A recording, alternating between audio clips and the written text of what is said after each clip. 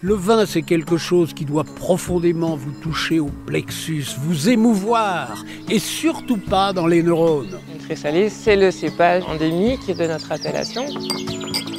Les gens font du vin pour gagner des ronds, moi je fais du vin parce que ça me plaît, parce que j'ai envie de faire du bon vin. La terre d'ici, ça s'appelle du poudingue. La biodynamie, ça n'est pas une recette, c'est une conviction profonde qui doit vous conduire. Au cœur des vignes, le podcast de Mediavino. Dans le vignoble catalan, le domaine d'Anjou-Banessi incarne l'engagement envers un terroir d'exception et des pratiques viticoles authentiques. Porté par Benoît et Sébastien d'Anjou, le domaine se consacre depuis des années à la préservation des ranciaux secs du Roussillon. Un patrimoine culturel unique et menacé qu'il s'attache à transmettre aux générations futures. Domaine d'Anjou-Banessi, Benoît d'Anjou, sous le signe des ranciaux. Bonjour Benoît. Bonjour, bienvenue. Enchanté, on m'a dit que vous étiez au bureau, je me trompe pas? Non, c'est ça.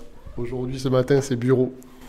Vous voulez rester au chaud pendant l'hiver, c'est ça? C'est le plan? Non, normalement, on va pas tarder à démarrer la taille, là. Je viens vous voir aujourd'hui pour évoquer une thématique un petit peu particulière et qui fait partie un peu de l'ADN de votre domaine, c'est les ranciaux. Alors lorsque l'on arrive chez vous, si on franchit la porte juste à droite, on a une odeur déjà qui est là, je me trompe pas, c'est pas moi qui l'ai rêvé cette odeur. Non, vous l'avez pas rêvé, c'est l'odeur des vieux fûts et des vieux foudres de rancio. Qui sont à l'extérieur. Voilà, à l'extérieur. Alors c'est exceptionnel parce que d'habitude, on cherche à ce qu'il y ait le maximum de ventilation. Et là, on a dû déménager pas mal de barriques et de foudres pour effectuer des travaux. C'est pour ça qu'ils sont en plein air. Normalement, ils ne sont pas là, mais l'air leur va pas mal. À l'air, il leur faut beaucoup d'air, ouais. Beaucoup d'air, beaucoup d'oxygène et beaucoup de ventilation, de choc thermique.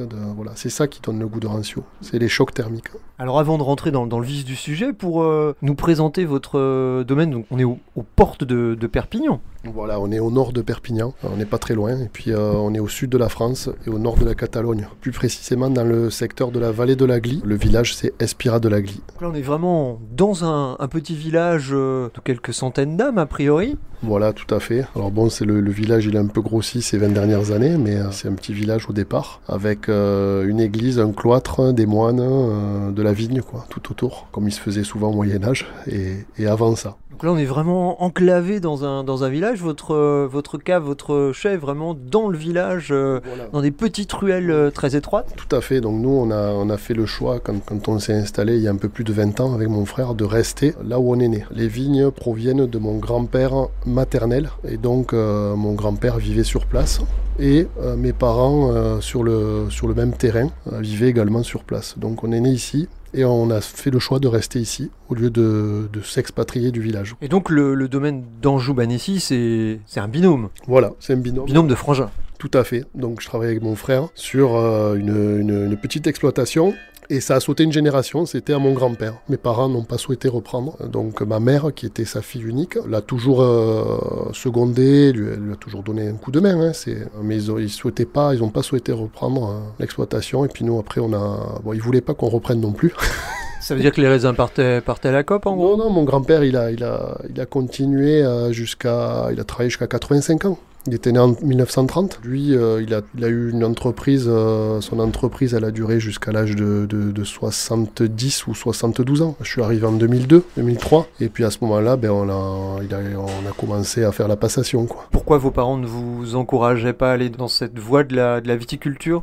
En fait, le contexte ici dans le Roussillon, à la fin des années 90, début des années 2000, c'était assez compliqué pour le vin en général. Et bon, je suis pas sûr que ce soit plus simple aujourd'hui, mais... Non, c'est pas plus simple, mais là c'est d'autres problèmes, c'est des problèmes climatologiques aujourd'hui, et je pense que c'était des problèmes de production il y a 25 ans, Voilà. C'était sur la crise des vins doux naturels, les muscats, les vins doux, qu'il n'y avait plus la consommation en face, Donc moi, mon grand-père, c'était vraiment un passionné de vins doux naturels et de rancio sec, puisqu'il faisait quasiment que ça à la fin de sa carrière. Et donc moi, je suis né avec mon frère, on est né dans cette atmosphère-là. Le rancio, c'est notre umami catalan, C'est vraiment un umami et c'est celui qui nous ramène à nos origines, c'est un goût.